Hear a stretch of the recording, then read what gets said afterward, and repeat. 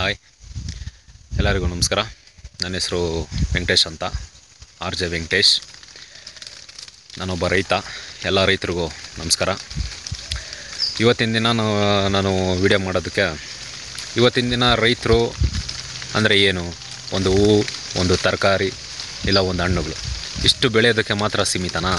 ಅದರ ಜೊತೆಗೆ side business ಅಂದರೆ ಏನೇನು ಮಾಡ್ಬೋದು ಅಂತ ನಾನು ನಿಮಗೆ ತೋರಿಸ್ಕೊಡ್ತೀನಿ. ಸೈಡ್ ಬಿಸ್ನೆಸ್ ಅಂದರೆ ಏನು? ಒಂದು ಕುರಿ ಸಾಕಾಣಿಕೆ, ಒಂದು ಮೇಕೆ ಸಾಕಾಣಿಕೆ, ಒಂದು ಹಸು ಸಾಕಾಣಿಕೆ, ಅಥವಾ ಒಂದು ಕೋಳಿ ಸಾಕಾಣಿಕೆ, ಮೊಲ ಸಾಕಾಣಿಕೆ ಇತ್ಯಾದಿ ಇದೆ. ಅದರಲ್ಲಿ ನಾನು ಒಂದು ಮಾಡ್ಕೊಂಡಿದ್ದೀನಿ. ಅದು ಯಾವ ರೀತಿ? ಒಂದು ಮೇಕೆನ ಸಾಕ್ತಾಯಿದ್ದೀನಿ. ಏನಪ್ಪ ಇವನು ಒಂದೇ ಮೇಕೆ ಸಾಕ್ತಾಯಿದ್ದಾನೆ ಅಂತ ತಿಳ್ಕೊಂಡಿದ್ದೀರಾ? ಒಂದು ಮೇಕೆ ಮೇಸೋದು ಒಂದೇ, ಒಂದು ಹಸು ಮೇಸೋದು ಒಂದೇ. ಒಂದು ಹಸು ಒಂದು ಏನು ಬೆಲೆ ಇದೆ, ಅದಕ್ಕೆ ಇದಕ್ಕೂ ಒಂದು ಬೆಲೆ ಇದೆ. ಅದು ಯಾವುದಪ್ಪ ಅಂತ ಹೇಳ್ತೀರಾ? ನಾನು ಒಂದು ಸಾಕಿದ್ದೀನಿ. ಅದ್ರ ಹೆಸರು ಬಂದು ಜಮುನಾಪಾರಿ. ಒಂದು ಉತ್ತಮವಾದ ತಳಿ, ಅತಿ ವೇಗವಾಗಿ ಬೆಳೆಯೋದು, ಒಂದು ಒಳ್ಳೆ ಮಾಂಸಕ್ಕೂ ಒಳ್ಳೆ ಉತ್ತಮ. ಅದು ಯಾವುದು ಅನ್ನೋದು ಯೋಚನೆ ಮಾಡ್ತಾಯಿದ್ದೀರಾ? ಬನ್ನಿ ವಿಡಿಯೋ ಒಳಗಡೆ ಹೋಗೋಣ. ನೋಡಿ, ಇದೆ ಜಮುನಾಪಾರಿ ಅನ್ನೋದು ಒಂದು ತಳಿ. ನೋಡೋದಕ್ಕೆ ಕಿವಿಗಳು ಜೋತು ಬಿದ್ದಿರುತ್ತೆ. ಹಾಗೆ ಒಂದು ಒಳ್ಳೆ ಇದು ಕೂಡ. ಅಂದರೆ ಎಲ್ಲ ಕಿವಿಗಳು ಬಂದಿರೋವೆಲ್ಲ ಒಂದು ಉತ್ತಮವಾದ ತಳಿ ಅಲ್ಲ, ಅದರಲ್ಲೂ ತುಂಬಾ ವೆರೈಟಿಗಳಿದೆ. ಅದು ಯಾವುದಪ್ಪ ಪ್ಯೂರ್, ಯಾವುದು, ಹೇಗೆ ಕಂಡುಹಿಡಿಯೋದು ಅಂತ ನೀವು ಯೋಚನೆ ಮಾಡ್ತಾಯಿದ್ದೀರಾ? ಬನ್ನಿ ತೋರಿಸ್ಕೊಡ್ತೀನಿ. ನೋಡಿ, ಇದು ಕಿವಿಗಳೇನಿದೆ, ಇದು ಕಿವಿಗಳು ಏನಿದೆ, ಈ ಕಿವಿಗಳು ಬಂದು ಸುಮಾರು 16 ಇಂಚ್ ಇರಬೇಕು. ಇವನಿಗೆ ಬಂದು ಸುಮಾರು ಒಂದು 17 ಇಂಚಿದೆ. ನೋಡಿ, ಈ ಥರ ವೈಟು ಐಸ್ ಇರಬೇಕು ಕಣ್ಣು. ಈ ಥರ ಒಂದು ವೈಟ್ ಕಣ್ಣಿದ್ರೆ ಒಂದು ಉತ್ತಮವಾದ ತಳಿ. ಅದೇ ತಿರುಗಿ ಒಂದು ಲಾಂಗು ಇದಾನೆ, ಒಂದು ಜಂಪು ಇದ್ದಾನೆ. ನೋಡಿ, ಕಾಲು ಕಂಬಗಳು ನೀವು ನೋಡ್ಬೋದು.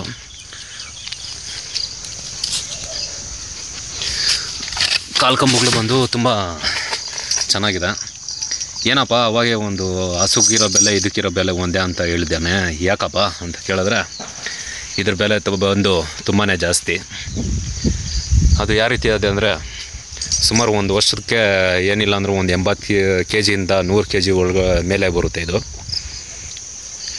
ಅಷ್ಟೊಂದು ವೇಗವಾಗಿ ಬೆಳೆಯುತ್ತೆ. ಇದು ಸುಮಾರು ಆಲ್ಮೋಸ್ಟ್ ಬಂದು ಒಂದು 6 ತಿಂಗಳ ಮರಿ. ಇದು ಒಂದು 6 ತಿಂಗಳ ಮರಿಗೆ ಇವಾಗ ಒಂದು 30 kg ಬರ್ತಾಯಿದ್ದಾನೆ ಇವನು.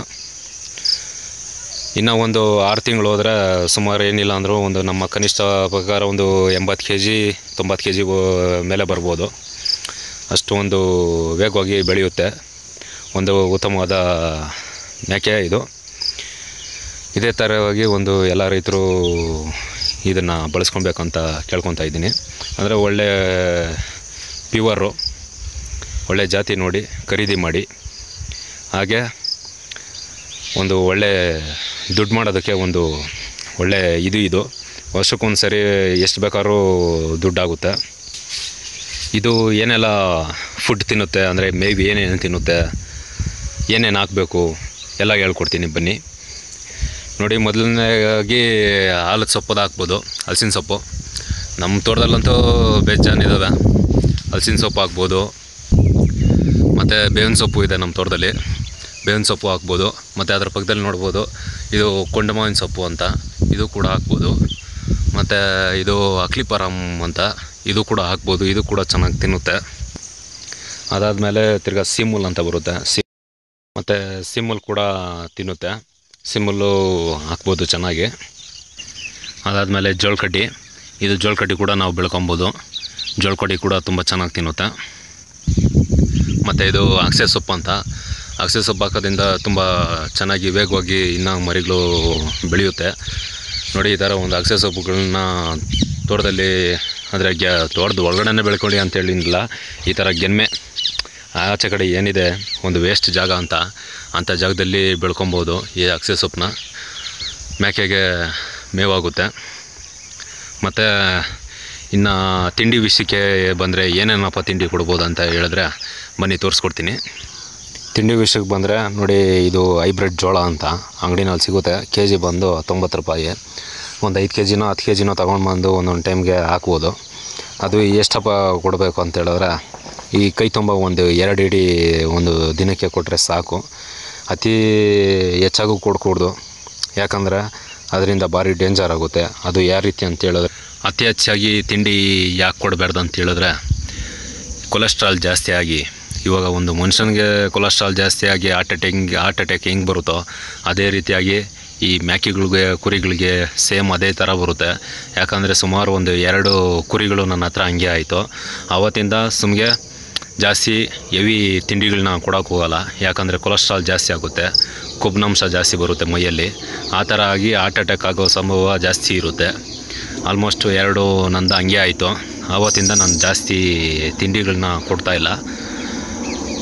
ಏನು ಕೊಡಬೇಕಪ್ಪ, ಡೈಲಿ ಒಂದು ನೈಟ್ ಟೈಮ್ ಒಂದು 2 ಇಡೀ ಹೈಬ್ರಿಡ್ ಜೋಳ ಕೊಡ್ಬೋದು.